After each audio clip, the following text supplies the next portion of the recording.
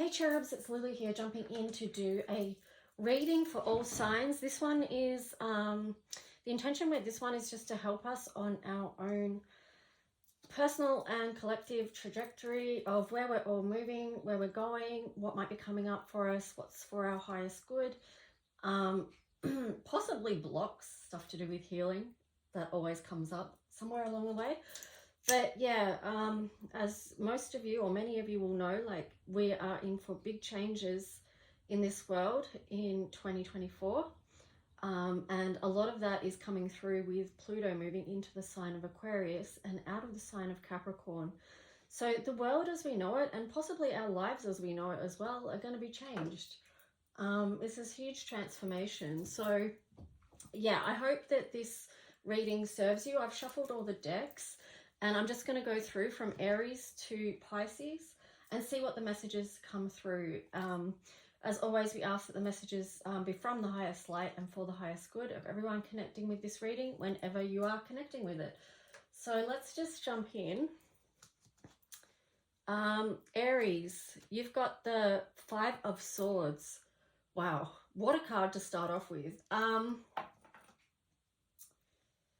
This is a message for you to lean into God or your faith as you understand it, because it says here, God, the highest being, desire to know the acquisition of wisdom. So you might in these times really be linking into your faith to connect with wisdom and help bring you out of any situations where you feel that there's conflict around you or even within. You've got here, your galactic card is Orion Light, the future, force of attraction. So this really feels like Aries working with your solar plexus energy and really leaning into that and helping that move you forward with whatever it is that you're desiring, whatever you're attracted to or feeling pulled or drawn towards. And perhaps that's going to be something quite different than what you thought it might be. Here you've got Queen of Earth. Okay, so this is the Queen of Pentacles, thoughtful, creative, warm, and sensible. This really feels like, I'll read what it says to you. It says, make time for those around you. Take a sensible approach. Deal with challenges in a kind and understanding manner. So this Queen of Pentacles energy is very grounded and very balanced and nurturing. And it is about being in community with others and knowing how to nurture yourself, knowing your own worth, and therefore that translates over to others, Aries. Here you've got breakthrough. So leap of faith, freedom, new beginnings. So, you know, yeah. I mean, what can you say? This is going to be, we're all going to be making breakthroughs through this transformation time, but recognizing what they are for you. Your color codes for Ascension card is Heaven to Earth, which is 12. So whatever this breakthrough is, it feels like it's going to be quite expansive to you. Again, this links in with the connection to your faith. It's bringing your Heaven to Earth type energy. Yeah, bringing the Heaven to Earth type energy.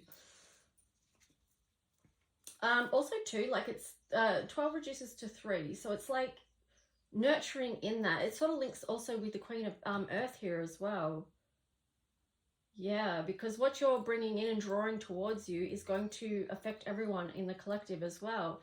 Here you've got Indigo Child, another number 3. So yeah, you're going to be working with a lot of potential growth at this time if you really lean into that and follow where you're being attracted to and keep the faith during this time in a grounded way.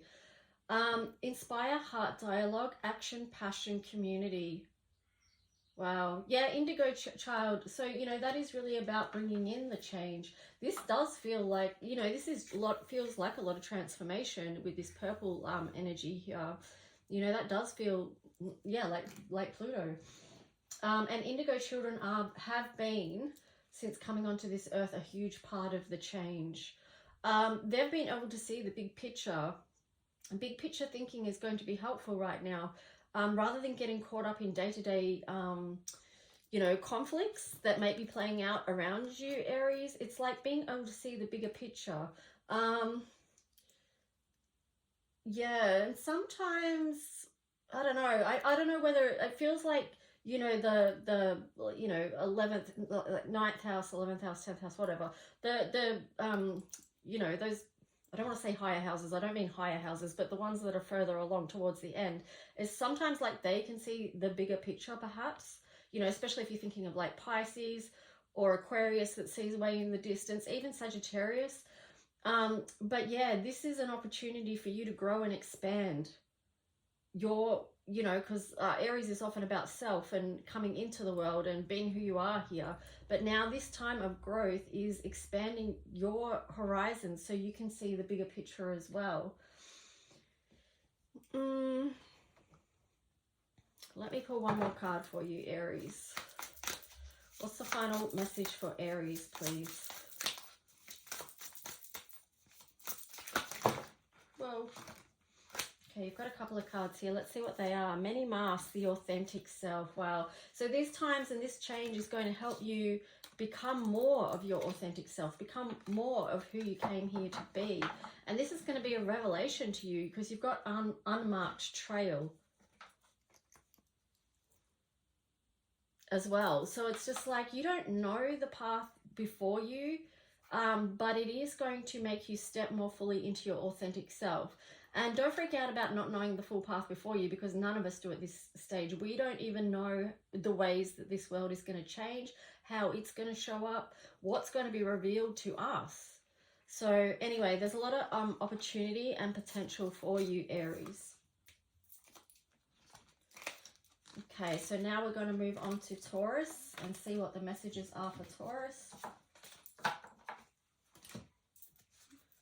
Okay, Taurus, you got the Hierophant in reverse. The merciful God, divine forgiveness, obtains friendship and favors of the great, secures promise. So Hierophant in reverse. I feel like, you know, be committed to your path, Taurus, okay? I'm wondering if there's somewhere in your life you're feeling ungrounded right now with the Hierophant in reverse, or there's an aspect of your life where you're being non-committal, where perhaps a commitment is necessary or is going to be helpful to you.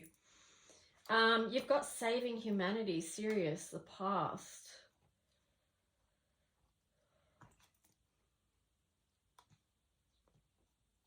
What I'm getting with that, Taurus, is maybe it's just about saving yourself at this time rather than saving humanity, like looking at the whole bigger picture. Like, love yourself first, and then that will branch out to humanity. And that's actually the most divine loving thing that you can do. And I feel like that's why it's, you know, the Hierophant in reverse there is asking you to commit to that, to self-love. Which is interesting because Taurus, you know, you are about, your house, the second house is about self-value, self-worth, you know, loving the physicality of your life and things like that. And it's ruled by Venus. So bring that love in for your own life and your own surroundings, and then watch how that's going to ripple out. And imagine if we all did that, how that would be the saving grace for humanity. It's a number 43, so it's 7. It's a deeply spiritual number. Here you've got the Ace of Swords in reverse.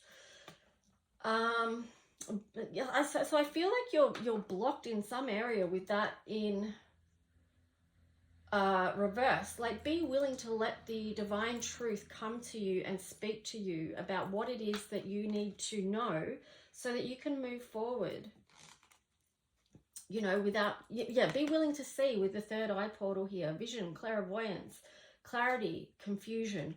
Okay, so be willing to take a look at where you feel confused in life, link back into your higher spiritual path, and, you know, and with this third eye chakra, make sure that's open so you can receive these messages, and that way you can get to the truth, and this Ace of Sword be in alignment for you.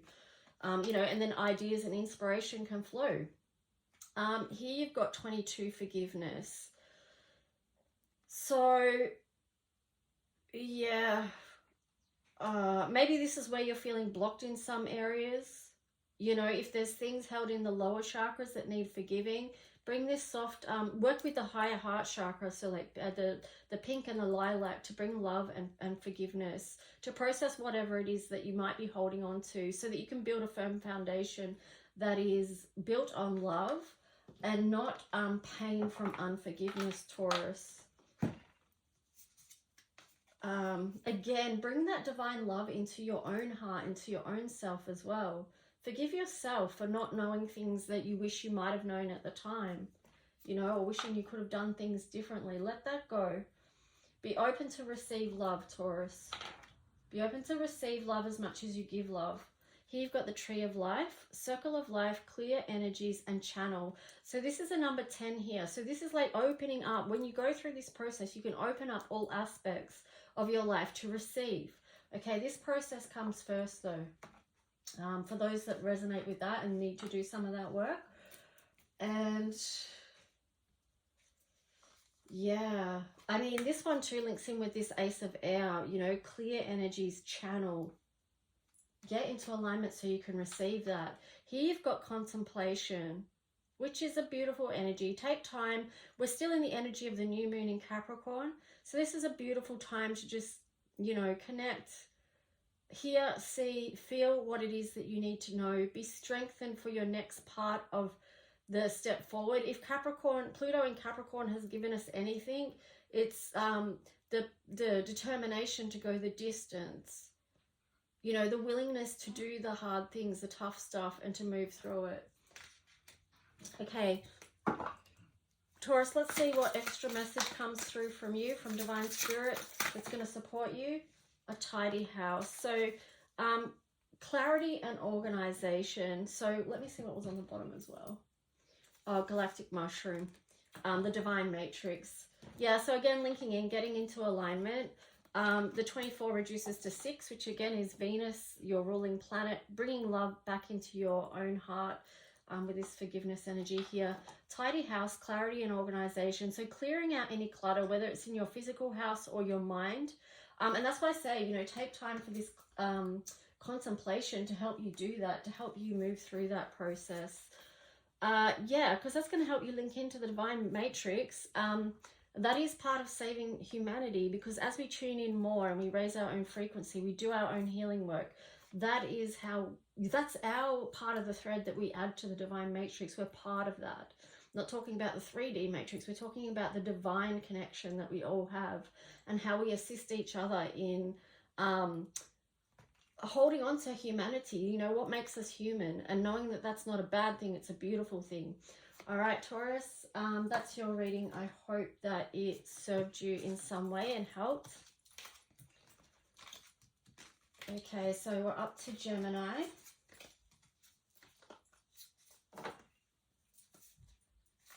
All right, Geminis, let's see what's going to come through for you guys. So you've got the 3 of Cups. That's beautiful, expansive energy. I love that it's a number 3. You know, you guys are 3rd house as well. The right hand of God, you know, the communicator, Mercury, you know, you have that ability to connect in with the divine and then share the messages as well. So I feel like this is a really powerful time for you, where you are going to be able to speak up and speak about faith, truth, trusting in the divine, in the connection. And that's really going to support not only yourself, that connection, but it's going to help build the new future with the number 22 here as well. You know, like a master number, a number of building of new foundations, and you're going to be a big part of helping to create that, Gemini. Common ground. Yeah, I feel like this is one of your talents too, Mercury, you know, being able to see 2 sides, you know, being able to see multiple sides or perspectives of something.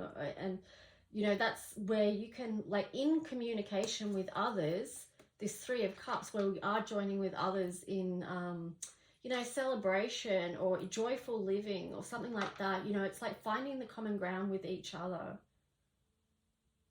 This could be too, like I'm getting with this, it feels like a bit of bridge worker energy. And what I mean by that is, for many of you, you are part of the, what I call bridge workers, that help people move out from one dimension to a higher dimension. So I feel like that could be part of your role too, Gemini, in these times.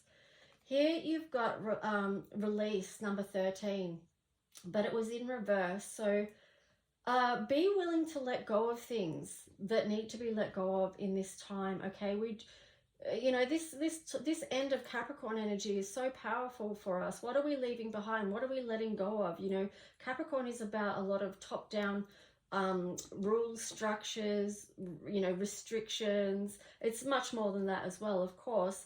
But, you know, where are we holding on to things that are old in our life that need to be updated with the Aquarius energy coming in? So just check within yourself, like, and like this 13 here, that's a divine feminine number as well. So it's so powerful. So there's a lot of power in letting go of what doesn't serve us. Here you've got isolation, loneliness, reconnection, home. Oh, this is a tuning in. Yeah, take time. As much as you do love to connect with others, Mercury, you're very, you know, you get a lot of energy with connecting from other people and joining in with other people, group scenarios and all that sort of stuff. It is important to have this isolation time as well, this time where you just take time to commune with nature, to commune with God of your understanding, to receive the messages that you need, and perhaps this quiet time alone where you do this. This feels like a cry out type of energy, or a surrendering of what you're holding on to that's not in your highest good. Like, do you need to speak that out to release it? But yeah, spending some quiet time alone. So you can really tune in and ask yourself, what do I need to let go of to move forward? Here you've got Neptune, 12th house. Ooh, so I feel like, you know, there is a big shift here from what you let go of to what you're going to allow in. You're going to see deeper truths. You're going to be able to see the bigger picture in a much more big way. That's not a great way of saying that, but I feel like it's going to be, yeah, like, I don't know, just a very deep and connected time for you, where you're going to realize a lot more truths, and that comes from this 3 of Cups energy as well. This is very divine, very divine. It's a beautiful place of connection that you have with the divine that I can't really even speak about, because you're going to know that within your own energy centers with how you feel. This is deeply seeing and deeply feeling. Wow. There's a lot of energy coming off this card for you, Gemini.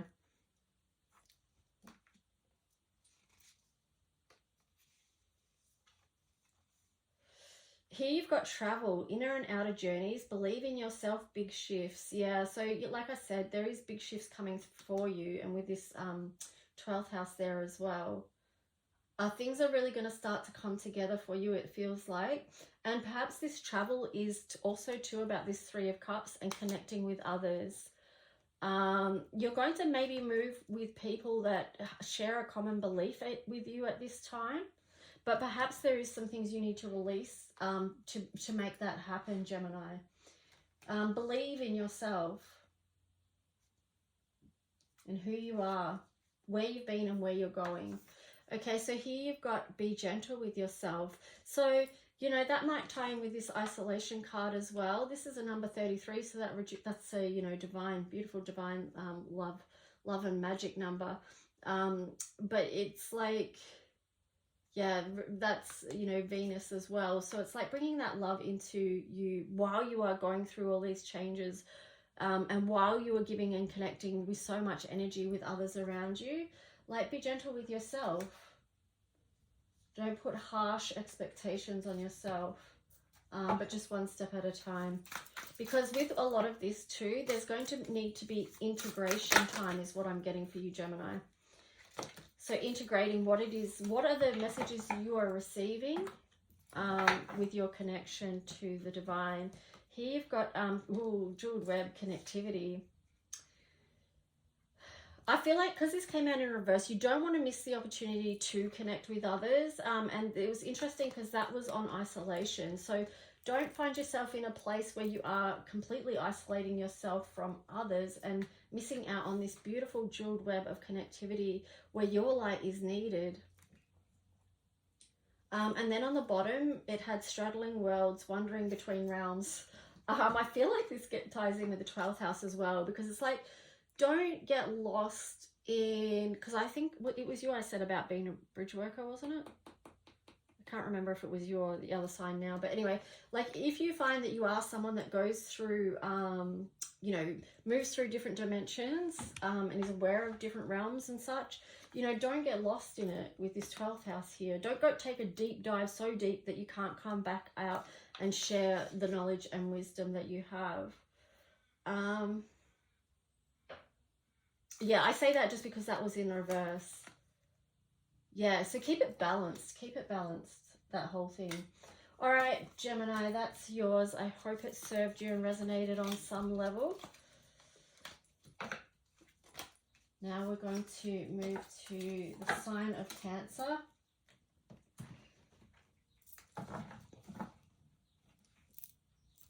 Actually, I'll stop this video here and I'll do Cancer in the next one.